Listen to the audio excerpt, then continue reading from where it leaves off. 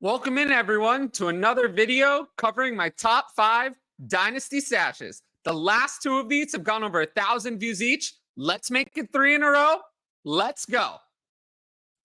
Our first Dynasty stash, John Metchie. Now, like most Dynasty stashes, these are deep players. So it's not based on their NFL production right now. If they were producing, they wouldn't be a stash. But let's get into Metchie. He missed his entire rookie year with leukemia, which was unfortunate because I thought he had a great opportunity to take a quick roll right away. Unfortunately, it didn't happen. This year, he just has 13 catches for 144 yards on 21 targets, no touchdowns. Not playing a super impressive role. He was way behind Nico Collins and Tank Dell, and even fell behind Robert Woods and Noah Brown for playing time. But Dell's out for the year. Collins is probably going to miss this week. And Woods and Brown were totally unimpressive last week. Metchie hit a 50% snap share for the first time last week. He had 5 targets, although he only caught one of them for 6 yards. But my biggest reason for being in on Metchie as a dynasty stash is that he has name value. He was a second-round pick from Alabama.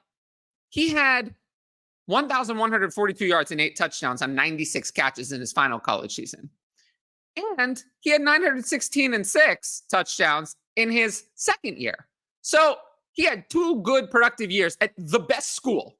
So if he ever breaks out, dynasty managers will accept that he's valuable immediately. They'll accept it because he's a known quantity, which will allow you to sell him, which is always what we look for primarily in these dynasty stashes, is that sell value. Let's move into the next one. Evan Hull. I think a lot of people have forgotten about Evan Hull, but he was one of my favorite sleepers during this year's Dynasty rookie process. A 5th-round pick for the Colts, which put him behind Jonathan Taylor on the depth chart. Of course, Taylor got his long-term deal from the Colts, and out of nowhere, Zach Moss broke out as his backup. Hull had 1 catch for 6 yards and 1 carry for a yard this year, suffered a season-ending injury, never came back. But Zach Moss is a free agent, and with Taylor under a long-term deal, I find it hard to believe that Moss is going to be on the Colts next year. He's going to go and search a bigger deal, maybe as a starter or a real committee back. Hull had 88 catches for 810 yards in his final 2 college seasons, making him a potential passing game complement to JT. And, of course, the Colts have had a Nyheim Hines role in the past. But beyond that, Hull took 221 carries in his final college year. So he could command touches if Taylor were to ever go down, which, suffice it to say, has happened a lot the last 2 years that Taylor's been hurt. He's a stash for me because he's forgotten. And if he's on waivers, I consider adding him and just holding on to him throughout the offseason. Now, this is our one player that's actually based on something that they did recently, which is Davis Allen. I liked him coming out of Clemson, a tight end, in the 5th round, but he just kind of fell out of focus because the 2023 tight end rookie class was legendary. Sam Laporta was in it, Dalton Kincaid, Michael Mayer, Luke Musgrave. That's 4 really great prospects, not to mention others like Luke Schoonmaker, Tucker Kraft. So Allen fell to the 5th round, buried on the Rams depth chart, even though he had 39 catches for 443 and 5 touchdowns in 5 college season at Clemson. Not a nothing school, at Clemson. Entered the NFL at 22 years old, significantly younger than someone like Dalton Kincaid. So he kind of fell in a bad spot, though, on the Rams. Tyler Higbee is their dominant starter. Hunter Long and Bryson Hopkins were their primary backups. But once Higbee missed week 14 with an injury and Long suffered a season-ending MCL injury, Davis Allen stepped up. 4 catches, 50 yards, and a touchdown on 5 targets. He played a 71% snap share. Now, I'm not saying that Allen is going to become the Rams starter right away, but he should be rostered because Tyler Higbee turns 31 this offseason. Technically, the Rams can cut him with a post-June 1 designation. I doubt they do that, but it's not like they have a lot of money in Higbee or that Higbee has been great lately. He's averaging just 2.8 catches and 30.6 yards a game, his lowest mark since 2018. He's obviously in decline. So there's a universe in which Allen just passes Higbee on the depth chart, even though Higbee's being paid more. He's a must stash in all dynasty leagues, especially tight end premium formats. Now, These last two stashes are what I would call impending free agents who have fallen into horrible situations. Donovan Peoples-Jones is a great example. He was actually showing a lot of progression throughout his career. A lot of people don't remember this. In 2020, he had 14 catches for 302 yards and 2 touchdowns, being used as a deep threat. And in 2021, he upgraded 34 catches, 597 yards, and 3 touchdowns. Then in 2022, I know a lot of people are going to find this hard to believe, but he had 61 catches for 839 yards and 3 touchdowns. He's actually constantly progressing. Unfortunately, he was a free agent after this season, and the Browns acquired Elijah Moore in a trade and drafted Cedric Tillman this offseason to complement Amari Cooper as their number 1 wide receiver, which made DPJ a trade candidate, obviously not in their future plans. But before the trade to the Lions, he was playing consistently, 80% snap shares in the Browns offense, but he only had 8 catches for 97 yards in 7 games, and he struggled alongside Deshaun Watson's issues.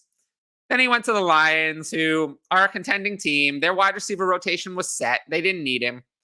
But it's important to note that DPJ hits free agency after this year. He'll only be 25 years old. And I think some team is going to look at that trajectory from 2020 to 2022 and sign into some sort of decent contract. And at that point, he'll gain dynasty value. And you can sell him for a lot more than his current cost, which is free, no cost. So just something to look at in case he does well in free agency. Similarly to DPJ, Mike Gesicki. I feel bad for Mike Gesicki.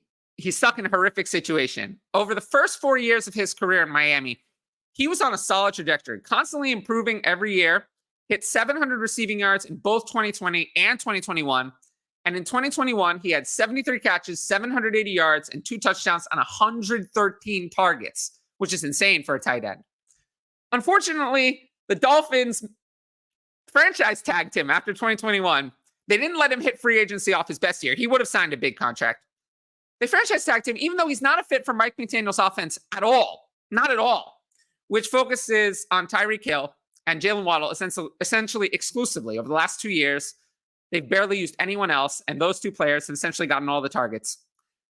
Gesicki fell to 32 receptions, 362 yards, and 5 touchdowns in 2022. Kind of put his free agency stock down. He had to settle for an incentive-laden deal from the Patriots in 2023. And this year, it's been even worse. 21 catches, 182 yards, and a touchdown. He's been awful, but the Patriots have been a dumpster fire. I think that some team might take a look at his previous production, and hopefully he gets a better spot in 2024, maybe on the Chargers. That would be nice. 28 years old is not exactly old for a tight end. He still has time, and he literally has no ADP whatsoever. So if you can sign him for free in a tight end premium league, you never know. Guys like Logan Thomas have no relevance, and then Sam Howell brings more volume to the offense, and suddenly they have relevance. Gesicki was a volume play not that long ago. So add him in your tight end premium leagues and reap the benefits later. Now, if you like these this content, make sure to like, comment, and subscribe to the video. Questions are on my mind because patrons can ask advanced questions for the YouTube. And only patrons get to ask those questions. I have a few loaded up here. And yeah, if you want to sign up for Patreon, the link is in the top right corner of the video, patreon.com/fantasyadvice. And let's jump into the questions for the patrons right now. There was a meta-analysis of Dynasty rookie drafts since 2011 done by The Athletic in summer 2023. The upshot is that they looked at the hit rates for rookies by ADP for every round in a 12-team Superflex format. They found that the hit rates for first-round picks is roughly 75%, for seconds is roughly 50%, and then it becomes more or less a dart throw past that with odds below 50%. How actionable do you think this analysis is, and how should managers use it, if at all, when thinking of buying, selling future picks? Thanks, Tyler. It's useless. Totally useless. It's totally useless. Useless entirely. Because I don't care about a meta-analysis. I care about what this draft class brings, not a meta-analysis.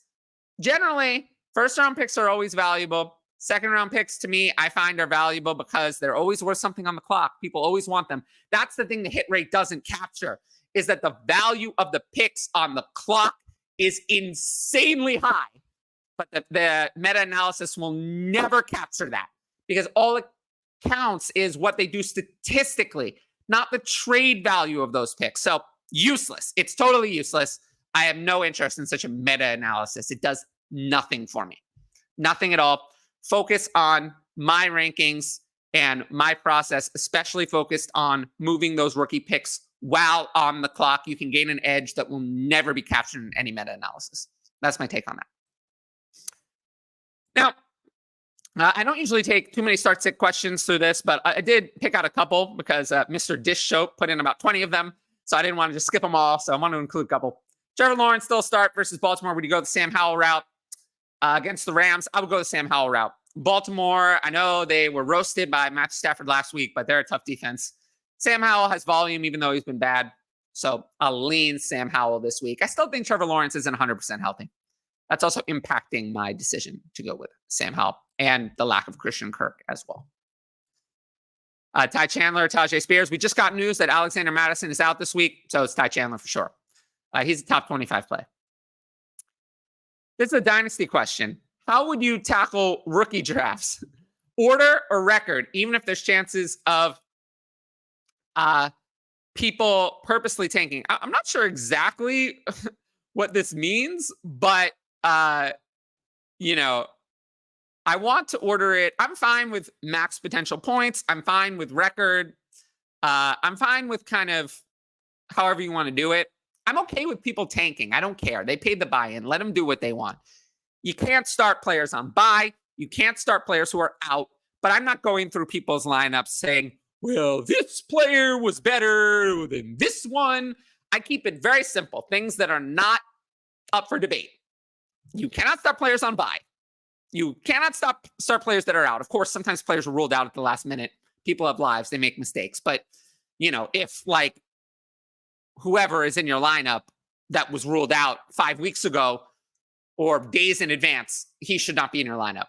And then, you know, quarterbacks, I'm going to say, if you want to say you can't start a quarterback who's not starting, like if Mac Jones is still in your lineup, that's a problem.